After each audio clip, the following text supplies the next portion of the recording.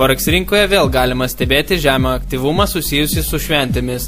Kaip jau minėjome, šiuo metu pagrindiniu varikliu gali tapti pozicijų išlyginimas prieš metų pabaigą. Kinijos liaudies banko palūkanų normos didinimas, kuris tradiciškai daro neigiamą įtaką valiutoms, kol kas nepaveikė valiutų rinkos dinamikos. Šiuo metu galima stebėti JAV dolerio kritimą kitų pagrindinių valiutų atžvilgių. Analitikai tai sieja su JAV iždo obligacijų pelningumo sumažėjimu. Vis dėlto, ekonomistai yra įsitikinę, kad nuo naujų metų pradžios spekuliantai vėl pradės euro pardavimą, atsižvelgdami į krizę Europoje. Šioje situacijoje nestebina Japonijos jenos augimas, kurį gauna palaikymą kaip žemo pelningumo valiuta. Taip pat paaiškėjo, kad Japonijos pramonės gamyba lapkritį pakilo pirmą kartą per 6 mėnesius. Neramumo bangą rinkoje sukėlė Japonijos finansų ministro Yoshihiko Nodos pranešimas apie tai, kad vyriausybė yra susirūpinusi jenos sustiprėjimu. Vis dėlto daugelis Forex rinkos dalyvių netiki tuo, kad Japonijos bankas šiais metais įvykdys valiutų intervenciją.